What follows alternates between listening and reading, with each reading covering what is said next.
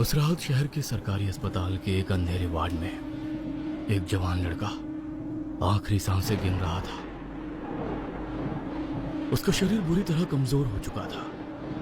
आंखें अंदर धंस गई थी, जैसे कहीं रात से सोया ना हो, और चेहरा इतना पीला पड़ चुका था जैसे शरीर में खून ही ना बचा हो।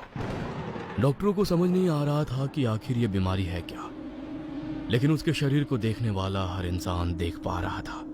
उसकी गर्दन, छाती और पीठ पर गहरे काले निशान थे, ऐसे निशान जैसे किसी ने बार बार उसे अपनी बाहों में जकड़कर दबाया हो। कमरे के कोने में खड़े उसके बाप की आंखों में डर साफ दिखाई दे रहा था, और मां का रो रो कर बुरा हाल था।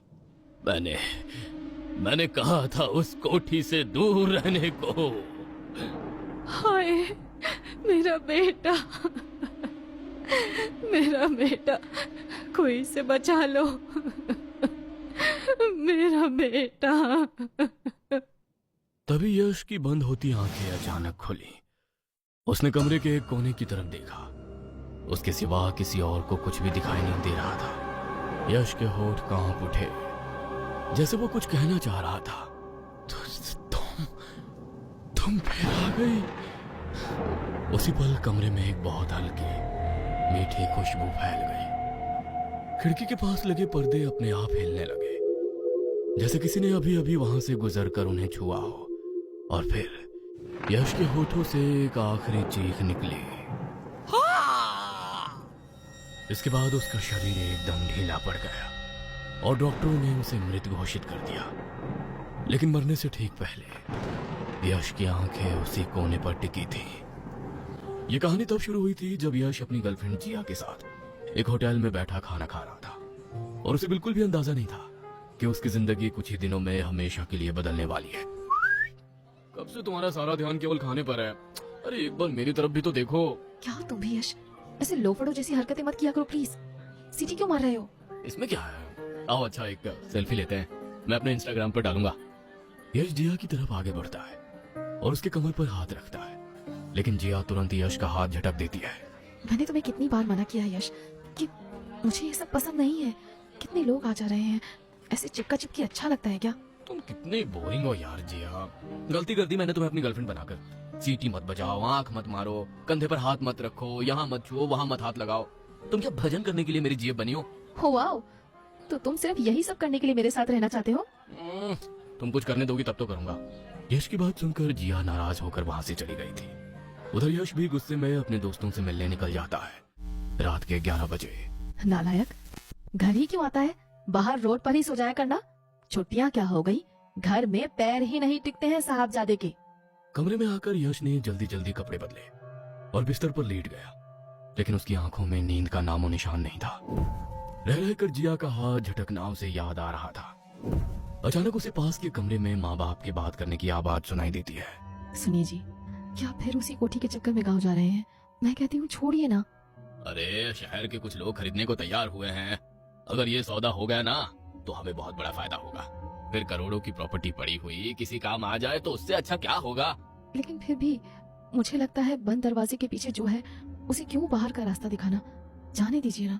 अरे कुछ नहीं है, मैंने सब सोच समझ लिया है। अब सो जाओ, मुझे सुबह जल्दी निकलना है। अब कौन सा गांव, कैसी हवेली? मम्मी पापा किस हवेली की बात कर रहे हैं? अब तो देखना पड़ेगा। अगली सुबह। अब पापा कहाँ जा रहे हो आप? मैं साथ चलूं? तुम नहीं, कोई जरूरत नहीं। पापा मैं छोटा बच्चा नहीं हूँ। मैंने रात को सुना था कि आप किसी गांव जा रहे हो। मुझे भी पुरानी हवेली देखनी है। वेकेशन चल रहे हैं, यहाँ पर खाली ही तो हूँ। पूरा दिन माँ की चिक चिक सुनने से अच्छा आपके साथ चल लूं। अच्छा ठीक है, रात होने से पहले तो हम निकल ही जाएंगे, कोई खतरा नहीं है। अब ठीक है चलो। कुछ ही देर में दोनों गाड़ी में बैठकर गांव के लिए निकल पड़े। रास्ते भर खेत, कच्ची सड़कें और दूर दूर तक फैले पेड़ दिखाई दे रहे थे। करीब 4 घंटे बाद उनकी गाड़ी एक बहुत बड़ी और पुरानी कोठी के सामने आकर रुकी। कोठी सच में बहुत विशाल थी। ऊंची ऊंची दीवारें, जंग लगा हुआ लोहे का गेट और अंदर एक लंबा सा आंगन। दीवारों पर काई जम चुकी थी और खिड़कियों के शीशे धूल से ढके हुए थे। फिर भी हवेली अपने समय में क्या आलीशान रही होगी, ये समझना मुश्किल नहीं था। ये हमारी कोठी है पापा। My God. हाँ, बहुत पुरानी है। अब कोई सवाल जवाब नहीं, और हाँ, किसी सामान को छूना नहीं है। चुपचाप मुझे मेरा काम करने दो। जैसे ही यश अंदर कदम रखता है, उसे अचानक एक मीठी सी खुशबू महसूस होती है। वो खुशबू बेहद अजीब थी, जैसे रात में खिलने वाले रात चांदनी के फूल। यश को ऐसा लगा जैसे कि किसी ने अभी अभी उसके पास से गुजरते हुए धीरे से सांस ली हो। अजीब है, ये खुशबू कहां से आ रही है? पुरानी हवेलियों से तो सीलन की बदबू आती है, यहाँ खुशबू आ रही है। क्या बात है? क्या ताका झांकी कर रहे हो? अब नहीं, कुछ तो नहीं पापा। एक सप्ताह में ये कोठी बिक जाएगी। पार्टी एक सप्ताह बाद आएगी, तब तक इसे बिल्कुल नई दुल्हन की तरह चमका दो। 2 दिन में हो जाएगा मालिक, उसके बाद चाहे जब बुला लीजिए पार्टी को। उदयवीर मजदूरों को सफाई के लिए इंस्ट्रक्शन दे रहे थे, और इधर यश उत्सुकता से कोठी में इधर उधर घूम रहा था।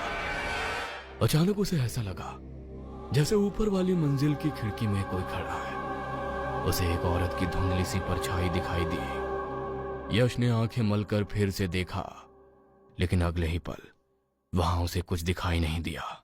ये